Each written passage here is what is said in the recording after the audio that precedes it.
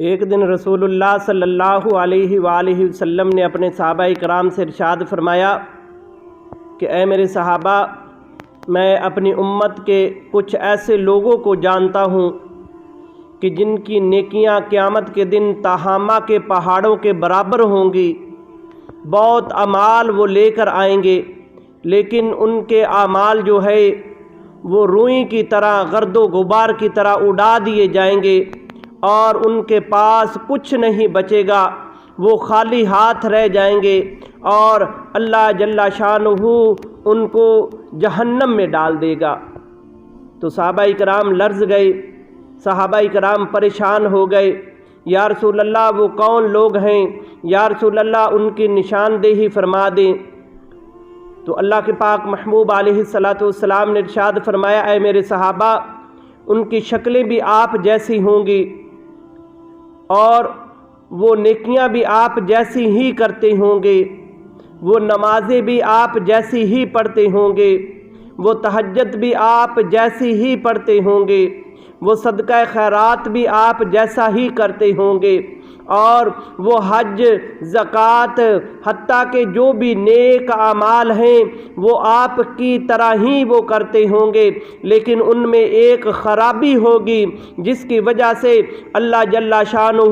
ان کی تمام نیکیوں کو گرد و غبار کی طرح اڑا دے گا۔ تو صحابہ کرام عرض کرتے ہیں، یا رسول اللہ کون ہے وہ لوگ جن کی اللہ جل شانہ نیکیاں گرد و غبار کی طرح اڑا دے گا؟ تو میرے آقا کریم صلی اللہ علیہ وآلہ وسلم نے ارشاد فرمایا، اے میرے صحابہ، وہ ایسے لوگ ہوں گے جب وہ لوگوں کے سامنے تو ہوں گے تو وہ نیکی کرتے ہیں، وہ اللہ تبارک و تعالیٰ کی حدوں کی حفاظت کرتے ہیں، لیکن جب وہ تنہائی میں ہوتے ہیں، جب وہ خلوت میں ہوتے ہیں تو وہ اس وقت اللہ تبارک و تعالیٰ کی حدوں کو پامال کرتے ہیں، اللہ تبارک و تعالیٰ کے حکموں کو پامال کرتے ہیں، اللہ اور اس کے رسول کے حکموں کو پامال کرتے ہوں گے، اور اس لیے اللہ تبارک و تعالیٰ ان کی نیکیوں کو گرد و غبار کی طرح اڑا دے گا۔ تو دوستو، ایک دوسری حدیث مبارکہ میں آتا ہے، اللہ کے پاک محبوب علیہ الصلاۃ والسلام نے ارشاد فرمایا، کامل ترین ہے وہ مومن جس کی تنہائی پاک ہے، جو تنہائی میں اللہ تبارک و تعالیٰ سے ڈرتا ہے، وہ کامل ترین ہے مومن۔ تو دوستو، اس وقت صحابہ کرام کے دور کے وقت دیکھو تو اللہ تبارک و تعالیٰ کی حدوں کو پامال کرنا کیسا تھا۔ صحابہ کرام تو ہر وقت جنگ کی حالت میں رہتے تھے، ہر وقت اللہ اور اس کے رسول کے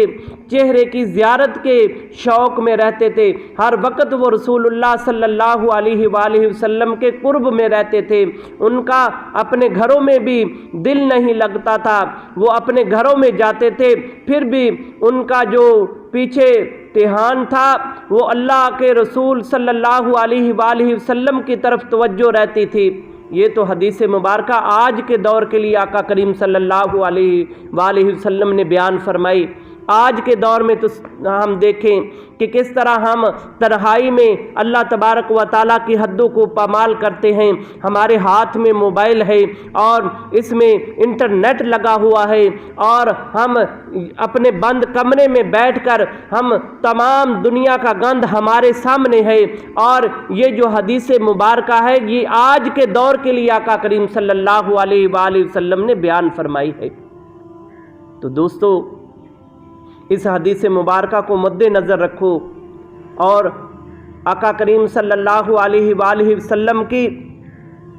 پاک بات کی طرف توجہ دو۔ کس طرح آقا کریم نے ارشاد فرمایا کہ ان کی نیکیوں کو اللہ تبارک و تعالیٰ گرد و غبار کر کے اڑا دے گا۔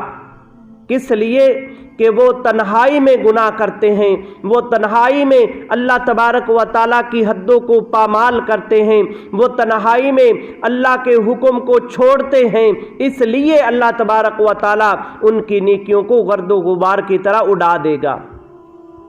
تو دوستو، اللہ کی بارگاہ میں دعا ہے کہ اللہ تبارک و تعالیٰ ہماری تنہائی پاک فرمائے، اللہ تبارک و تعالیٰ ہمیں تنہائی میں شیطان کی شرطیں محفوظ فرمائے، اللہ جل شانہ اپنے حفظ و امان میں رکھے ہمیں۔ دوستو اگر ہماری ویڈیو اچھی لگے تو شیئر کرنا اور ہمارے چینل کو سبسکرائب کرنا۔